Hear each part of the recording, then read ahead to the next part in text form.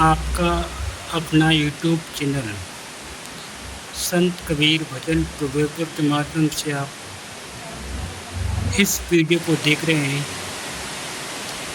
हम अपने जीवन के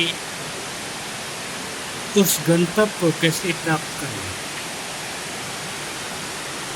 भक्ति करना बहुत सरल है, पर भक्ति को निभाना बहुत ही कठिन है।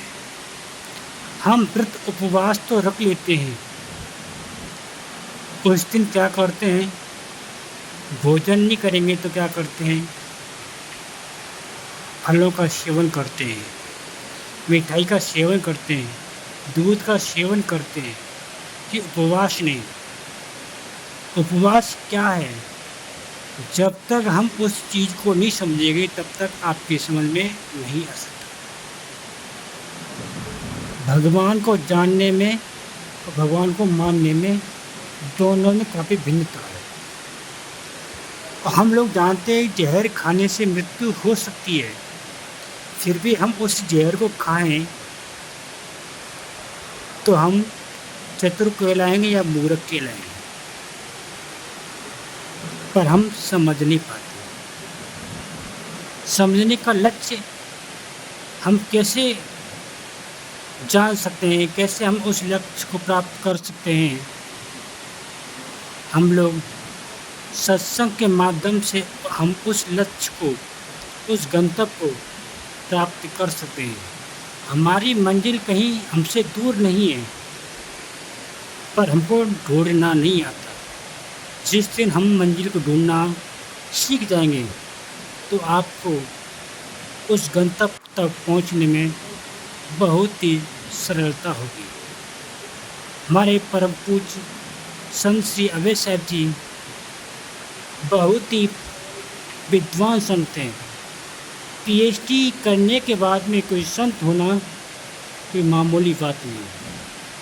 चलते हैं परम पूज्य साहिब जी के चरणों में। साहिबंदगी साहिबंदगी साहिबंदगी। गुरु के सुमिरन मात्र से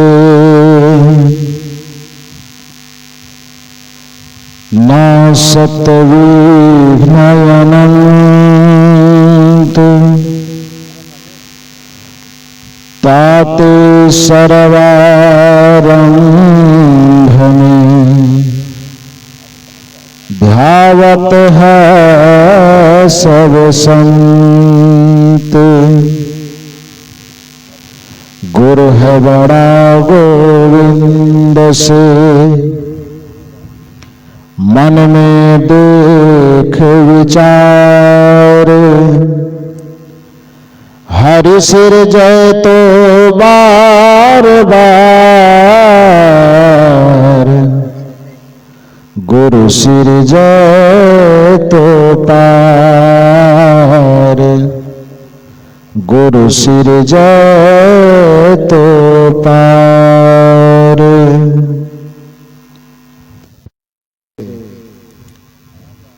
व्यवहारिक एवं पारमार्थिक जीवन के प्रबल प्रेरणा स्रोत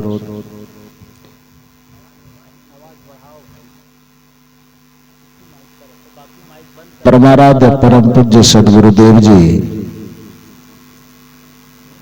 छत्तीसगढ़ के पावन धरा जिला महासमुंद ग्राम मोहंदा में सर्व कबीर पंथ समाज बागबाहरा के तत्वावधान में आयोजित त्रिदिवसीय सत्संग समारोह के तीसरे दिन के प्रथम सत्र में मंच पर विराजमान अपने आदर्श चरित्र से संपूर्ण जगत को प्रेरित करने वाले परम वंदनीय संत समाज, इस परिवर्तन परिवर्तक स्थल पर विराजमान अध्यात्म प्रेमी सज्जनों तथा देवियों, स्तुति प्रार्थना के उपरांत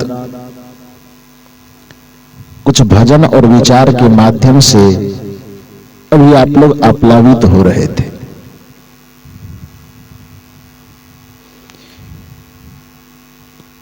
पूर्व में पूज्य श्री यतेंद्र साहब जी बड़ी सुंदर बात आप लोगों को बता रहे थे।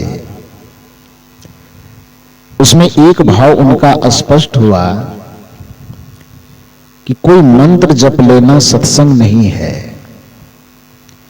माला हाथ में फेर लेना सत्संग नहीं है, कोई पूजा पाठ कोई कर्मकांड कर लेना सत्संग नहीं है। तब सत्संग है क्या? सदगुरु कबीर साहब के दृष्टिकोण में सत्संग किसे कहा जाए, आज इसी पर थोड़ा सा निवेदन मैं करूंगा। सदगुरु कबीर साहब की एक साखी सबसे पहले हम लोग सुनते हैं। आपा तजे हरि भजे नक्सिक तजे विकार, सब जीवन से निर्वैर रहे साधु मता है सार।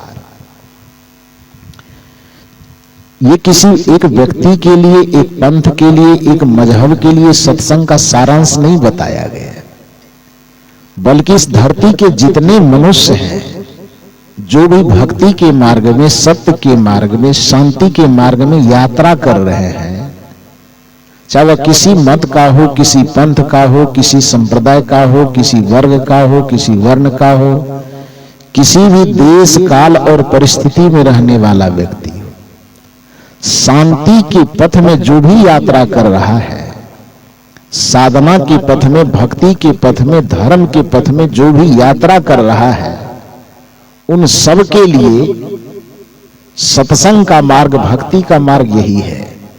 हम कौन माला जपते हैं, कौन सा नाम जपते हैं, किस गुरु से दीक्षित हैं, किस मत से जुड़े हुए हैं, किस पंथ से जुड़े हुए, कोई बहुत ज्यादा मायने ये नहीं रखता है। मायने यह रखता है कि आपके जीवन में विकारों का उन्मूलन कितना हुआ है। आवाज थोड़ा बढ़ा दीजिए।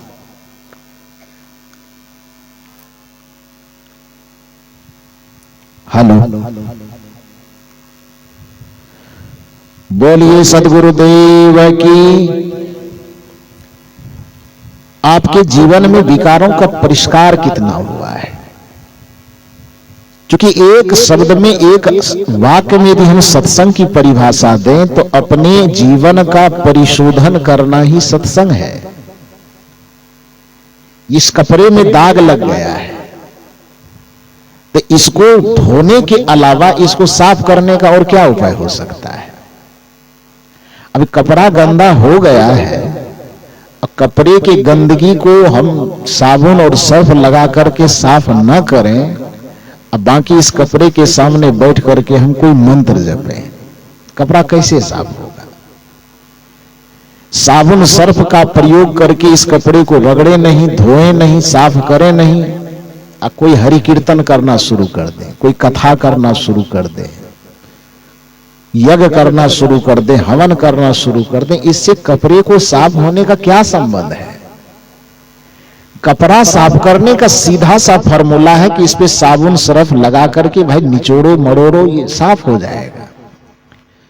आपके और हमारे जीवन में अशांति किसी ग्रह के टेढ़ा होने से अशांति नहीं है ना भाई। किसी दिन के कारण, किसी काल के कारण, किसी समय के कारण हमारा जीवन दुखी नहीं है। हमारा और आपका जीवन दुख हुई होने का दो कारण है, एक चित्त का विकार और दूसरा अपने बिगड़े हुए कर्म संस्कार। इस दो चीज के अलावा इस संसार में मनुष्य के न तो कोई सुख का कारण है न दुख का कारण है। पहला कारण है अपने चित्त का विकार, मन का विकार। जिसका मन विकार से भरा हुआ होगा वो दुनिया में भगवान का भी भगवान हो जाए, भक्त की तो बात छोड़ दीजिए, वो भगवान का भी भगवान हो जाए, फिर भी यदि उसका चित्त विकारों से भरा हुआ है तो पूरे ब्रह्मांड में उसके सुखी होने का कोई उपाय नहीं है। तो विकारों से भरा हुआ चित्त, विकारों से भरा हुआ मन दुख का पहला कारण। और दूसरा कारण है अपने बिगड़े हुए कर्म और संस्कार। उसी बिगड़े कर्म संस्कार को कोई तकदीर भी कहता है, भाग भी कहता है, नसीब भी कहता है। क्योंकि भाग, नसीब, तकदीर कोई अलग से चीज नहीं है कि कोई भगवान लिख देता है। भाग, नसीब, तकदीर भी आप ही लिखते हैं, आपके ही कर्म का वह तीसरा रूप है। क्योंकि दर्शन शास्त्र कहता है कि कर्म के 3 स्तर हैं। पहला क्रियामान कर्म, जो वर्तमान में हमारे द्वारा संपादित हो रहा है उसको क्रियामान कर्म कहा जाता है। कर्म हो करके जो जमा हो चुका है उसको हम संचित कर्म कहते हैं। कर्म किए, जमा हो गया और जमा होने के बाद उसका फल मिलना अब प्रारंभ हो गया है, उसको प्रारब्ध कर्म कहते हैं। तो जिसे प्रारब्ध कर्म कहा जाता है उसी प्रारब्ध को प्रकारांतर से कोई नसीब कहता है, कोई भाग कहता है, कोई तकदीर कहता है। तो यदि आपके भाग में दुख लिखा हुआ है तो इसका यह मतलब नहीं कि कोई भगवान लिखा दिया और भगवान उसको मिटा देगा, कि हम चढ़ावा चढ़ा देंगे, फूल माला दिखा देंगे, अगरबत्ती दिखाएंगे तो भगवान प्रसन्न हो जाएंगे और उससे हमारा तकदीर बदल देगा। ना, भगवान आपकी तकदीर को बनाया ही नहीं तो भगवान आपकी तकदीर को कैसे मिटा सकता है? अपने भाग को, अपने तकदीर को बनाने वाले भी आप ही हैं। इसलिए इतनी सी बात काफी है कि कर्म प्रधान विश्व करी राखा, जो जस करहि सो तस फल चाखा। यदि किसी को यह लगता है कि हम बुरे कर्म कर करके भगवान की पूजा अर्चना करके उस बुरे कर्म के फल से बच जाएंगे, तो कबीर साहब ने प्रश्न किया, करे बुराई सुख चाहे। सवाल है उसमें, कैसे? क्योंकि आप जानते हैं कि व्याकरण कहता है कि जहां पर क्या लग जाए, कब लग जाए, कौन लग जाए, कैसे लग जाए, किस लिए लग जाए, तो क्या है वो? कब, क्या, कौन, कैसे, ये प्रश्नवाचक चिन्ह है। कबीर साहब सवाल करते कैसे लगा करके, करे बुराई सुख चाहे, कैसे, व्हाट, क्या, प्रश्नवाचक चिन्ह। हाउ, करे बुराई सुख चाहे, कैसे पावे कोई, रोपे पेड़ बबूल का तो आम कहां से हो। साहब कहते हैं कि बुराई अपने अंदर पाल करके, बबूल का बीज लगा करके तुम आम का परिणाम चाहते हो, आम का फल चाहते हो, कैसे संभव है? कर्म तो हमारा गलत बोया जा रहा है और परिणाम हम अच्छा चाह रहे हैं, तो उसमें कोई भगवान सहयोगी कैसे होगा? प्रकृति के नियम से भगवान भी बंधे हुए हैं। अच्छा, एक बात आप जान लीजिए, मान लीजिए जो भगवानवादी, ईश्वरवादी मान्यता में जीने वाले लोग हैं, उनके ही कथनानुसार भगवान इस धरती पर क्यों आते हैं? प्रकृति के नियम को बिगाड़ने के लिए कि उसको बचाने के लिए क्यों आते हैं? स्वाभाविक बात है कि जो भगवान के अवतार को इस धरती पर मानते हैं उनसे भी पूछिए कि भाई आप भगवान को इस धरती पर किस लिए लाते हैं? प्रकृति के नियम को बिगाड़ने के लिए लाते हैं कि प्रकृति के नियम को बचाने के लिए लाते हैं? सीधी सी बात है, उनका भी जवाब होगा, यदि दिमाग सुलझा हुआ होगा उसका, तो वो यही कहेंगे कि भाई प्रकृति के नियम की जो अवहेलना कर रहे थे लोग, उस अवहेलना से प्रकृति के नियम को सुरक्षित करने के लिए ही भगवान को आना पड़ता है।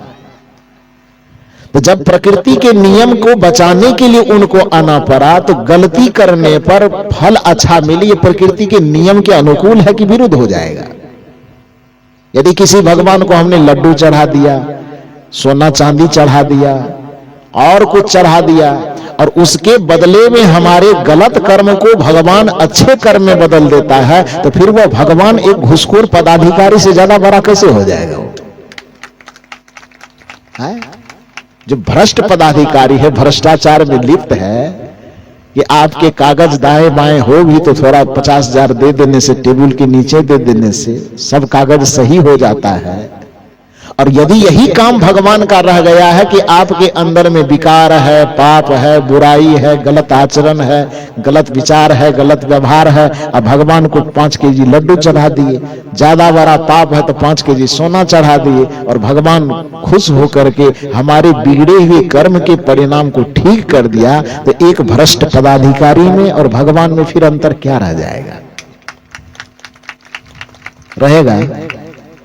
वस्तुतः भगवान ऐसा नहीं करेंगे। भगवान प्रकृति के नियम को ही भगवान कहा जाता है, और उस नियम से व्यक्ति बंधा हुआ है। हालांकि बोने के वक्त में वह समझता नहीं कि कोई देख रहा है, लेकिन फल जब आता है तब छटपटाता है। भगवान भगवती मंदिर मस्जिद सर रगड़ते फिरता है। एक कहानी हम लोग कहा करते हैं कि एक किसान अपने खेत में कुछ बीज बो रहा था, फसल बो रहा था। एक महात्मा रास्ते से गुजर रहे थे तो देखा बगल में कि खेत है, किसान उसमें बीज छींट रहा है। गर्मी का महीना रहा होगा, किसान बेचारा संजोग से उस रोज घर से कुछ भोजन खा करके नहीं आया था। एक तो पेट की भूख और दूसरा ऊपर से गर्मी पड़ रही थी। तो गर्मी वाले सूर्य का भी ताप, भीतर में भी आग और ऊपर में भी आग। पेट में आग होता है कि नहीं होता है? अग्नि की भी 5 प्रकार बताए जाते हैं। अग्नि के प्रकार आप लोग जानते हैं? आग कितने प्रकार का होता है? 5 या 6 होता है शायद।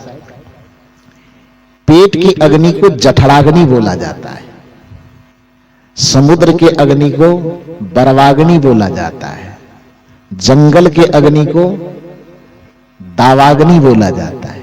बोला जाता है ना? अब बाहर का जो आग है तो उसको अग्नि बोला ही जाता है।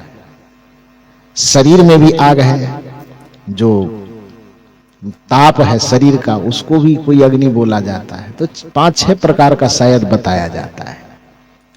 तो मूल रूप से आप यह समझिए कि एक उस बेचारे को पेट की आग उसको परेशान कर रही थी भूख से, दूसरा ऊपर से सूर्य का ताप पड़ रहा था, तो परेशान था वो।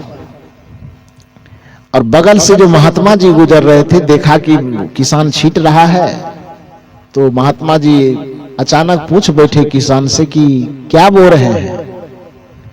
तो शायद बेचारा पेट उठ भरा रहता, गर्मी न लगती तो थोड़ा शांत होकर के जवाब देता।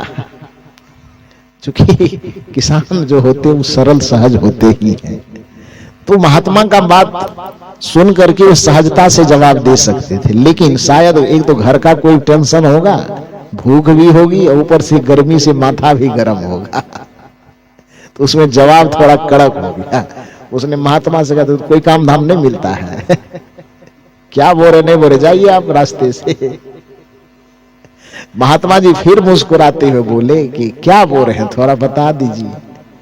फिर कड़क करके वो किसान जवाब दिए। 2 बार 3 बार 4 बार जब एक ही तरह से जवाब वो दिए तो महात्मा जी से भी नहीं रहा गया। उन्होंने भी कहा भैया जवाब मत दो, जाओ। लेकिन एक बात याद रखो, ये 8 दिन के बाद जब उधर से हम लौटेंगे तो तुम्हारे अड़ोस पड़ोस अगल बगल किसी से पूछने की जरूरत नहीं पड़ेगी। यहां तक कि तुम भी खड़े रहोगे तो तुमसे भी हमें पूछना नहीं पड़ेगा कि क्या बोए हो। अभी पूछ रहे हैं, नहीं बता पा रहे हो तो, लेकिन याद रखना कि 8 दिन के बाद जब मैं दोबारा उधर से लौटूंगा तो किसी से पूछने की आवश्यकता नहीं पड़ेगी। तुम्हारे जमीन और प्रकृति का नियम चिल्ला चिल्ला करके बता देगा कि 8 दिन पहले तू खेत में क्या बो रहा था। बताएगा कि नहीं? क्योंकि 8 दिन के बाद क्या हो जाएगा, वो बीज निकल करके बाहर आएगा तो पता चलेगा कि क्या बोया गया था। ठीक उसी प्रकार से ये मनुष्य जिस समय अपने कर्म का, विचार का, भाव का बीज बो रहा होता है, उस समय ऐसे लगता है कि हमारा वह बीज कोई देख नहीं रहा है। भलाई का बीज, बुराई का बीज, अच्छाई का बीज, नैतिकता का बीज, अनैतिकता का बीज, पाप का बीज, पुण्य का बीज, कुछ भी बो रहा होता है, उसे लगता है कि बस हम ही तो सर्वे सर्व, हम बो रहे हैं, कौन जानता है। लेकिन इतना बात याद रखो, नियम कहता है भलाई कर भला होगा, बुराई कर बुरा होगा। भलाई कर भला होगा, बुराई कर बुरा होगा। कोई देखे या ना देखे, खुदा तो इस्लाम परंपरा की मान्यता में जी रहे हो तो खुदा को देखो, और सनातन परंपरा में जी रहे हो तो भगवान को मानो, ईश्वर कहो, परमात्मा कहो, जो मर्जी है वो कहो, लेकिन वो देखता होगा। तो यह परमात्मा का अर्थ ये मत लगाइए कि आसमान में बैठ करके कोई देखता होगा। परमात्मा का अर्थ यहां पर यह लगाइए कि वह नियम देख रहा है, जिसको वेद की भाषा में रित कहा जाता है। ऋतस्य तंतु विततम, कि पूरे सृष्टि रित के तंतुओं से बुना हुआ है। तंतु मैंने समझते ना, धागा, जैसे ये कपड़ा विभिन्न धागाओं से जुड़ा हुआ है, उसी प्रकार से वेद के ऋषि कहते हैं ऋतस्य तंतु विततम, पूरे प्रकृति का निर्माण रित के तंतुओं से बुना हुआ है। रित मतलब नियम, रित का मतलब अनुशासन, रित का मतलब मर्यादा। ये पूरे संसार मर्यादा, नियम और अनुशासन के तंतुओं से, धागा से बंधा हुआ है। उस धागा से कोई पार पाना चाहेगा, आदमी की बात छोड़ो, जिसे हम भगवान कहते वह भी इस दायरे में यदि आ गए तो भगवान भी उस चीज से पार नहीं हो पाएंगे। उसको भी इस नियम के साथ ही जीना होगा। जैसे देश का कोई प्रधानमंत्री हो जाए तो क्या प्रधानमंत्री उस संविधान के नियम से बाहर हो जाता है क्या? राष्ट्रपति हो तो क्या देश के संविधान का नियम उस राष्ट्रपति के ऊपर लागू नहीं होता है? उस संविधान के मर्यादा में जैसे देश का एक सामान्य नागरिक हो, कि राष्ट्रपति हो कि प्रधानमंत्री हो, जैसे देश में रहने वाला हर एक नागरिक, चाहे गरीब किसान हो कि रोड पर भीख मांगने वाला हो, कि वहां प्रधानमंत्री और राष्ट्रपति के कुर्सी पर बैठा हो, उसको संविधान के दायरे में जीना पड़ता है। उसी तरह से इस प्रकृति में आने वाला, चाहे वह कोई सामान्य मनुष्य हो कि चाहे वह भगवान कहलाने वाला हो, उसको प्रकृति के नियम के दायरे में जीना पड़ता है। उस नियम से बाहर और ऊपर कोई नहीं हो सकता है। और प्रकृति का नियम यही कहता है कि यदि आप बुरा करोगे तो बुरा मिलेगा, यदि आप अच्छा करोगे तो अच्छा मिलेगा। किसी को प्रेम बांटोगे तो तुम्हें प्रेम मिलेगा, किसी के जीवन में जहर घोलोगे तो तुम्हारे भी जीवन में जहर घोला जाएगा, किसी के आंख में आंसू डालोगे तो तुम्हारे भी आंख से समुद्र की धारा निकलेगी। यदि किसी के जीवन में आपने आह भरी है, दुख भरा है, दर्द भरा है, तो देर सवेर, आज न कल, कल न परसों वह मिलेगा। कबीर साहब की भाषा में कहें तो कबीर कमाई आपनो कभी न निष्फल जाए, 7 समुंदर आरा परे। यदि अपने कर्म के फल से बचने के लिए कोई व्यक्ति 7 समुद्र पार भी चला जाए, फिर भी कर्म का फल पीछा करते करते उसके पास पहुंच जाएगा।